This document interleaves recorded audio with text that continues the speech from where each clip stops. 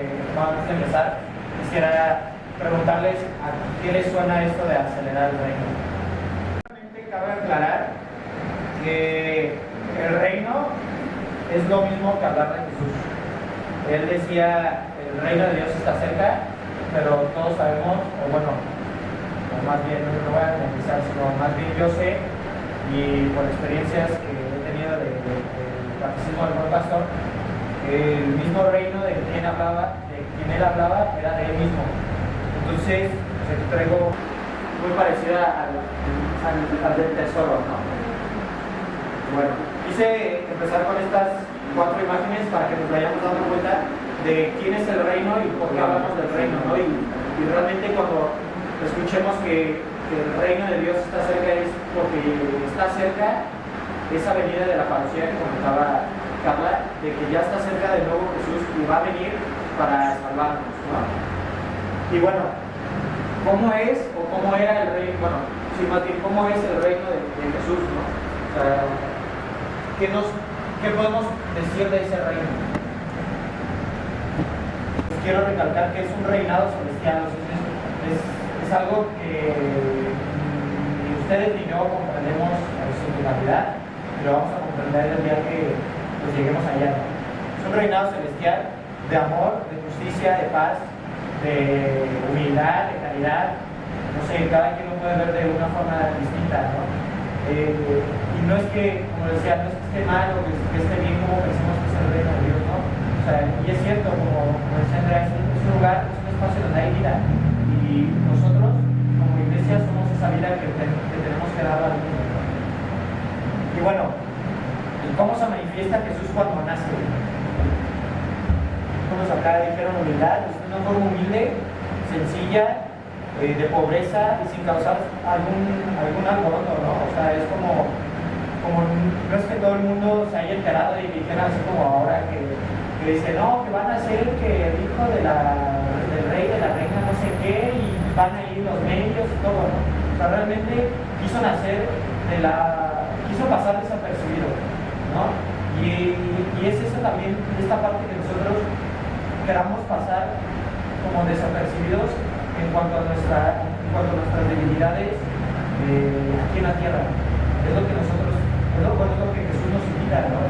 Por eso Jesús se asemejó todo al hombre menos al pecado. Y nosotros tenemos el pecado y tenemos que pasar, tenemos que nacer de esas cenizas que somos como pecadores, pero desapercibidos, no decir, es que yo era un alcohólico y ya ahorita estoy en confis y les voy a hablar y todo así con mucho orgullo.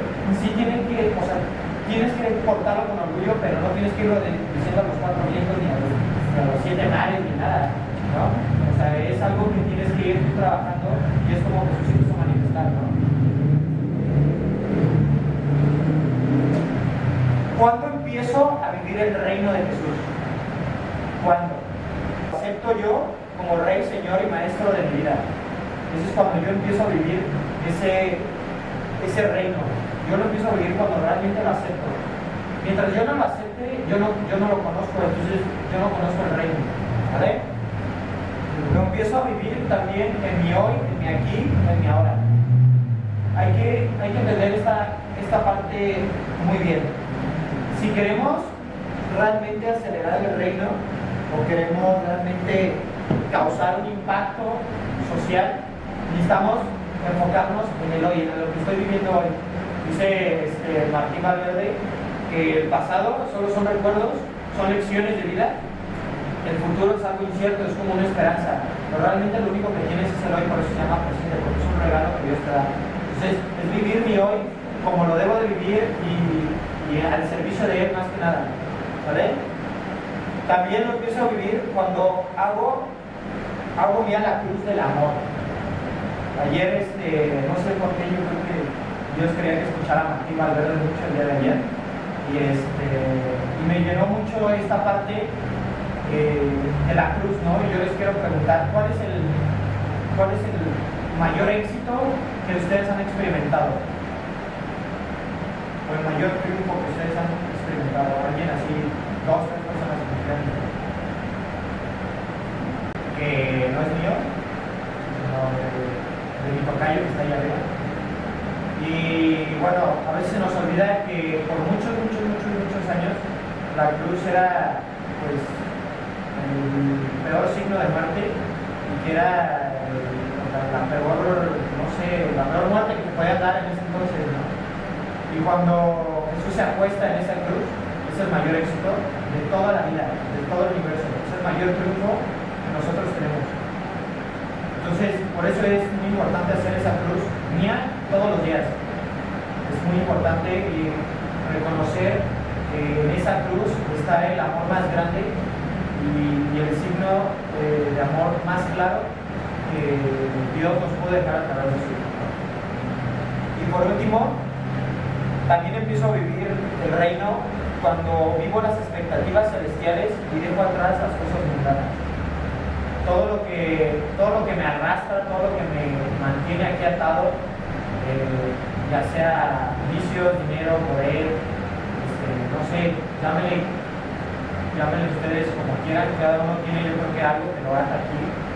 Entonces cuando yo dejo esa parte de aquí de la tierra y quiero aspirar a esa parte celestial, quiero decirle a Jesús que haga en mí lo que Él quiera y realmente pues rendir frutos en lo que Él quiera, ¿no? Es como decía Sergio, o sea, aceptar que yo debía estar aquí y que era mi momento estar aquí es difícil porque es un sacrificio grande y te deshaces de muchas cosas, ¿no?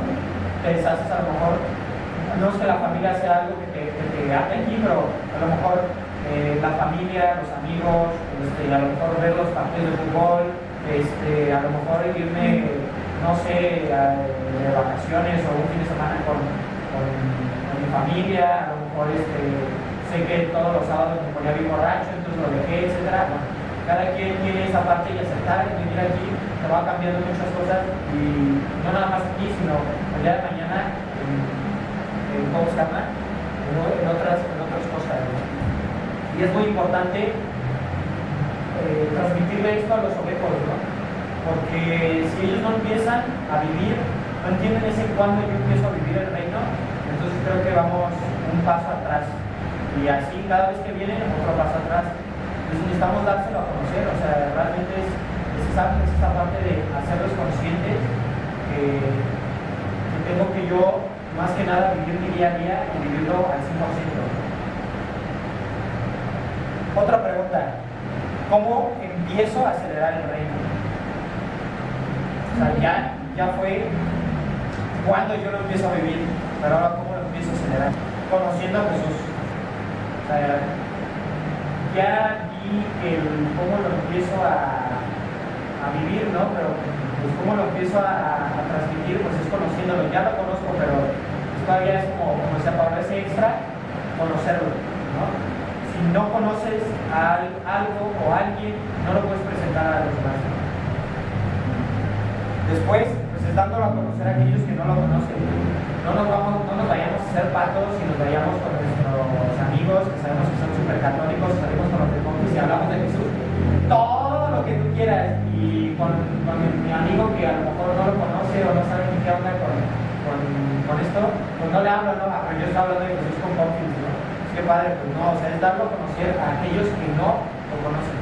Así se va a ir propagando, hagan de cuenta, es como un virus, o sea, pasa de persona en persona y se va propagando. Entonces lo que necesitamos es eso, ¿no? O sea, es propagarlo más, o sea, no se puede quedar aquí nada más, sino salir de estas puertas hacia allá y así casi con el chofer del camión, oiga señor, usted sabe quién es Jesús, y sin pena, o sea, ¿por qué nos da pena, no? Realmente creo que más que nada no es porque no tengamos información, sino porque nos da pena hablar de él.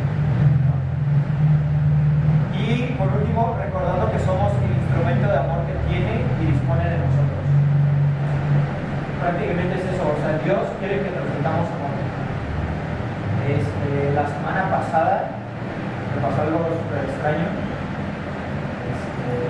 No voy a mencionar nombre, pero fui a misa en la mañana, ya no, comulgué y todo y así, y ya me acerqué a saludar a alguien, y ya me dice, oye, ¿comulgaste? Y yo, sí, pues es que se siente.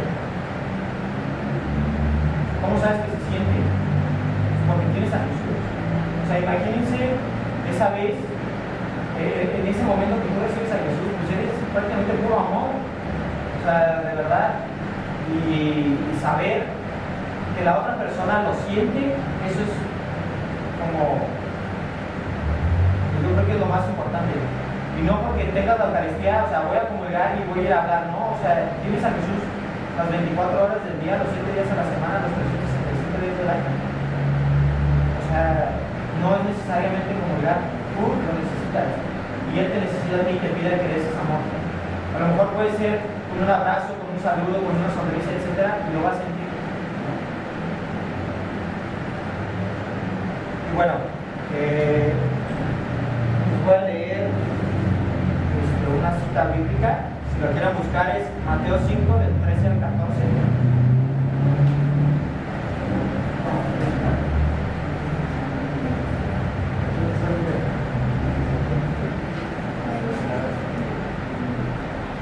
Pues es como comentaba Andrea, Carla y Pablo, o sea, es estar a la disposición de Dios para ser ese apóstol, pero transmitirlo, ¿no? Necesitamos ser cada uno luz y sal del mundo. Y bueno, ¿no? O sea, ¿qué es lo que pasa en la oscuridad? O sea, cuando se va la luz, ¿no? ¿Qué pasa? O sea, ¿cuál es la primera reacción? ¿Miedo? ¿Qué más? Desesperación. De buscar algo para iluminar. Claro, algo para iluminar. Gritar. Hay uno que otro que gritamos, la verdad. ¿Sueño? Como ya se fue la luz, vamos a dormir.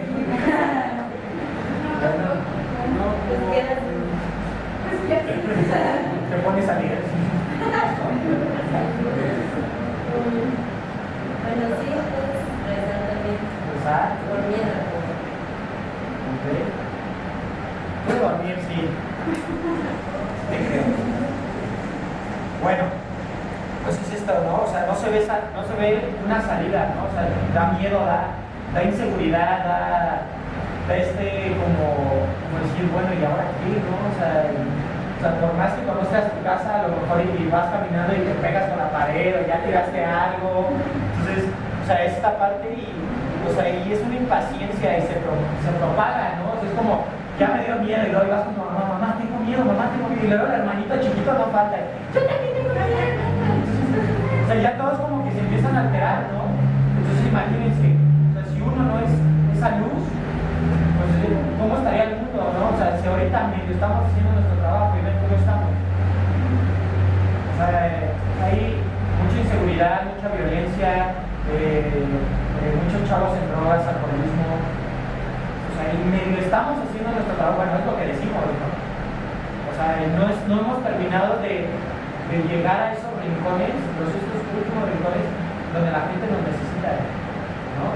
Y es esa oscuridad, ellos viven una oscuridad constante, lo cual nosotros a veces enfrentamos momentos de oscuridad, desiertos, etcétera, pruebas, y pues hay veces que dice uno, ay, no veo ni la luz ni nada, y a veces hasta mandamos a la goma a Jesús y todo, y es esta parte de decir, bueno, ¿qué voy a hacer yo? ¿No? O sea, yo sé, o sea, todos aquí a lo mejor tenemos algún problema, etcétera, y no sé, pero podemos ser esa luz para, no sé, para el que está al lado, para el que está enfrente, ¿no? Y tenemos que quitarle esa oscuridad a las personas, ¿no? ¿Qué nos dice Jesús sobre esto, no? Dice que no se encienda la luz para ponerla debajo de un cajón, sino se debe poner en un lugar elevado para que ilumine. O sea, no vamos a decir, pues bueno, no, vuelvo a poner, no sé, el ejemplo de cuando comulgamos. Pues ya comulgué, pero pues chido, ¿no? Si no comulgaste, qué buena onda. Y te vas, y es cierto, y muchos padres lo dicen, comulga uno, y sales y ya te estás peleando con la mamá, es que tengo hambre, es que no, yo no quiero ir a ese restaurante, es que sabe qué, etcétera. Bueno, ¿y dónde queda esa paz? ¿Dónde queda esa tranquilidad? ¿Dónde queda esa armonía? ¿Dónde queda ese amor? O sea, no porque ya haya comulgado tengo la vida asegurada por ese día, ¿no? O que digo, bueno, pues yo ya tengo mi luz y que se frieguen los demás, ¿no? Pues no, o sea, es dar esa luz y compartirla y salir y decir, bueno, o sea, vengo de misa y pues así, ¿no? O sea,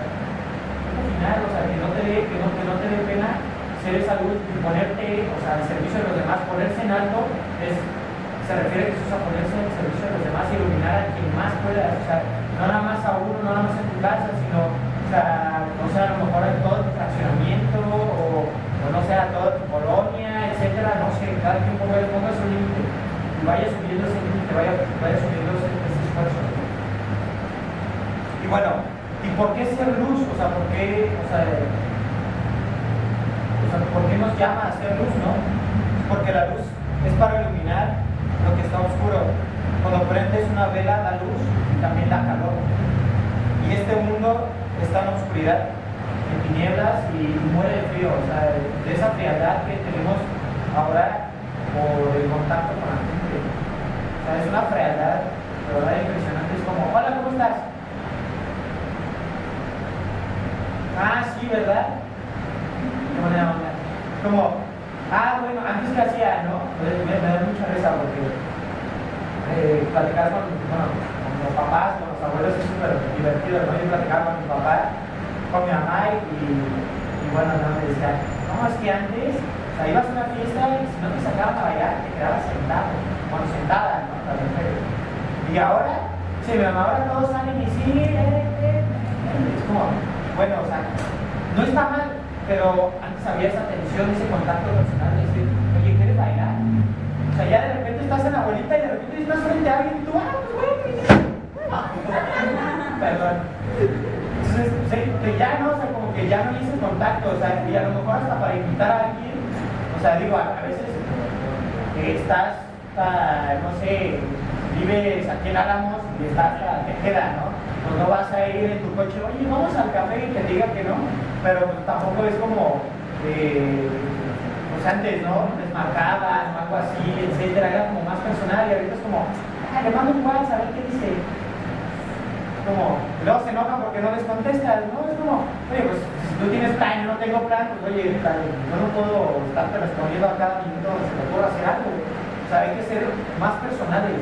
Y es eso, o sea, de verdad tenemos un trato muy frío con las personas. Y cada vez se hace más frío, más frío, más frío. ¿Por qué? Porque dejamos que nos vaya consumiendo esa tecnología. Y bueno, ¿cómo ya después como de todo esto, cómo vamos a hacer y cómo vamos a llegar a que todos los demás conozcan a Jesús? Hay una palabra. Evangelizar. ¿Quién dijo evangelizar? Exacto.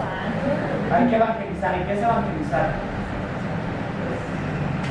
Nada que hacer a Jesús obviamente, pero también por las palabras, o sea, no por lo que fue. Y por parte de, o sea, dar a conocer esa buena nueva, ¿no? De decir, bueno, o sea, voy a dar a conocer de que Jesús está vivo y que vino y nos salvó y murió por nosotros y así, ¿no? Y dice en el Evangelio de Marcos, dice, el reino de Dios está cerca, renuncien a su mal camino y crean en la buena nueva. Entonces, yo les hago una pregunta para como tomar el último punto que fue luz y sal del mundo y evangelizar. ¿Cómo vamos a hacer esa luz y sal para los orejos y cómo vamos a evangelizarlos?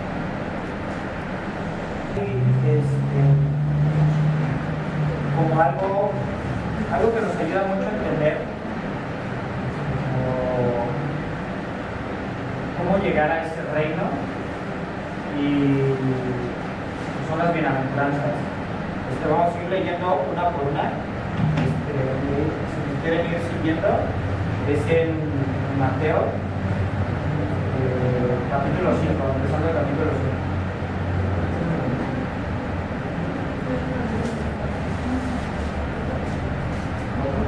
¿Es Mateo qué? Mateo 5. Mateo 5, ¿de qué a qué? Mateo 5, del 1 al 12. Del 30 al 60. Voltea la cámara y dile que los lean. Ella. Gracias. ¿Qué? Ok. Sí, como los que, o sea, se reconocen que creen en Él, obviamente, pero se reconocen como ¿Ya está acabando? ¿Qué más? Fíjate que esto desde el Antiguo Testamento viene el término pobre de espíritu. Eran los que me la juego con Dios, o sea, reconocer que yo tomo mi fuerza en Dios. Realmente, si voy a tener un éxito es porque le estoy apostando con Dios, que Dios me viene a la fuerza. Entonces, por eso dice: oigan, ustedes, los pobres de espíritu, siéntanse alegres. Ustedes es el reino de Dios, y en eso a todos los cristianos estamos llamados a ser pobres de espíritu.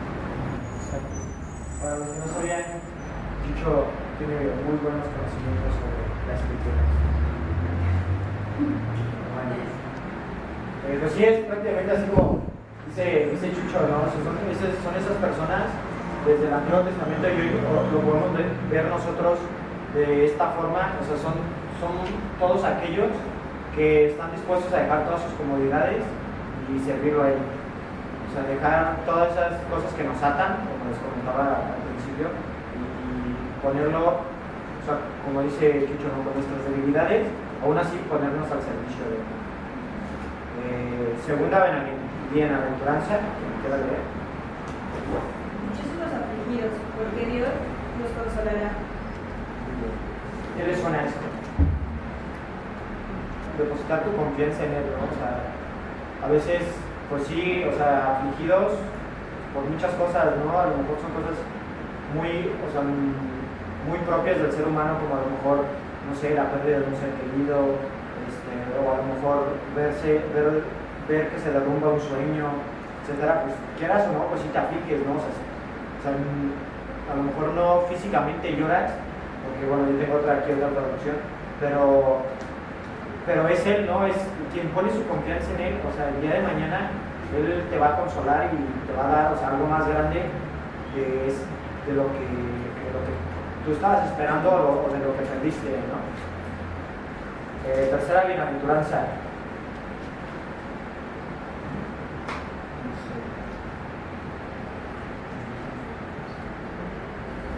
Felices los pacientes porque recibirán la tierra en herencia.